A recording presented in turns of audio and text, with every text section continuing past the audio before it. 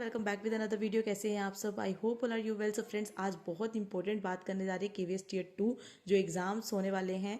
और 29 मार्च टीजीटी का एग्ज़ाम है और इसमें जो आएंगे, जो क्वेश्चंस आने वाले हैं, ऑब्जेक्टिव आने वाले हैं, डिस्क्रिप्टिव आने वाले हैं। और डिस्क्रिप्टिव का जो डर था कैंडिडेट्स का, वो डर अब ख़त्म हो चुका है। उसके बारे में आज बात करेंगे। अगर आपको वीडियो अच्छी लगे लाइक कीजिएगा, सब्सक्राइब कीजिएगा। तो स्टार्ट करते हैं। केवीएस टीयर 2 29 मार्च को टीजीटी का एग्ज़ाम है, पीआरटी का 27 को है, उसके बाद भी एग्ज़ाम्स है पीजीटी वालों के। सो अभी मेन चीज़ क्या है, देखिए पहले तो एग्ज़ाम पैटर्न को जाने कि एग्ज़ाम कैसा आएगा।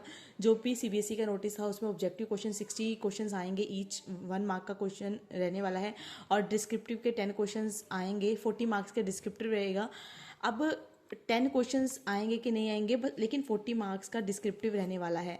अभी डिस्क्रिप्टिव का डर क्यों ख़त्म है? देखिए, जब से ये एग्ज़ाम पता चला था, कैंडिडेट्स को डर इतना था कि कैसे 4 मार्क का अगर एक क्वेश्चन होगा, ठीक है, 4 मार्क का अगर एक क्वेश्चन होगा तो कितने लेंथी हमें आंसर लिखना है।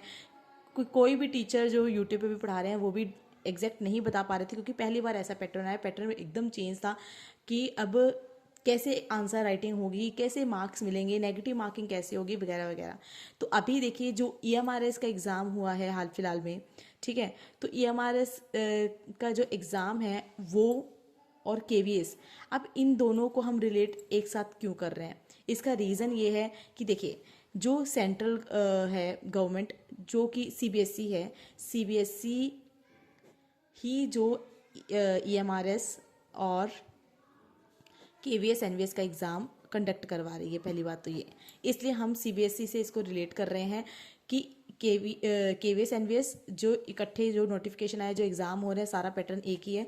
ईएमआरएस का अलग नोटिफिकेशन आया है, अलग से फॉर्म फिल हुए हैं, बट जो उसको कंडक्ट करा रही है वो सीबीएसई करा रही है। तो मेन जो है वो सेंटर सीबीएसई ही है इन दोनों के लिए, ठीक है। तो इसमें जो है दोनों में जो क्वेश्चंस, दोनों का पैटर्न भी एक तरह से सेम टू सेम ही है। ईएमआरएस में है कि 40 क्वेश्चंस हैं, ठीक है, ऑब्जेक्टिव, और डिस्क्रिप्टिव के लिए 15 क्वेश्चंस हैं। केवीएस एनवीएस में 60 क्वेश्चंस ऑब्जेक्टिव हैं और 10 क्वेश्चंस 40 मार्क्स का जो है वो डिस्क्रिप्टिव है।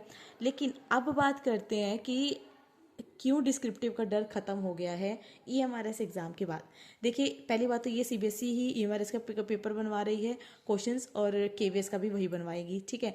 तो अभी जो है, जो कि ईएमआरएस का एग्जाम हुआ, ईएमआरएस के एग्जाम में ये देखा गया कि जो क्वेश्चंस आए हैं, लाइक एक क्वेश्चन अगर आया है तो वो 4 मार्क्स का ना होकर 1 मार्क, मतलब एक सेंटेंस में आंसर वाले क्वेश्चंस आए हैं, ठीक है, कि एक वाक्य में उत्तर दो, ठीक है। और एक एक नंबर का डिस्क्रिप्टिव के क्वेश्चंस आए हैं। तो जो लिखने की प्रॉब्लम स्टूडेंट्स को हो रही थी कि हम कैसे लिखेंगे, वो प्रॉब्लम खत्म हो गई। लाइक अगर हम बात करते हैं कि जैसे कि अगर कोई एसएसटी का कोई स्टूडेंट है, ठीक है, तो उसको कोई, पहले उन्होंने प्रिपरेशन ऐसे की थी कि 4 मार्क्स के अकॉर्डिंग हम पहले उसकी डेफिनेशन लिखेंगे, डायग्राम बनाएंगे, ठीक है, फ्लो चार्ट बनाएंगे, उसके बारे में कंक्लूजन लिखेंगे, हाँ, ठीक है, उसको पूरा डिस्क्राइब करेंगे। ऐसे ऐसे बच्चों ने तैयारी की थी। लेकिन अब क्या हुआ कि क्वेश्चंस जो थे वो 1 1 मार्क के आए रिटर्न में भी, और उस हिसाब से 40 मार्क्स का वो डिस्क्रिप्टिव का पेपर बना।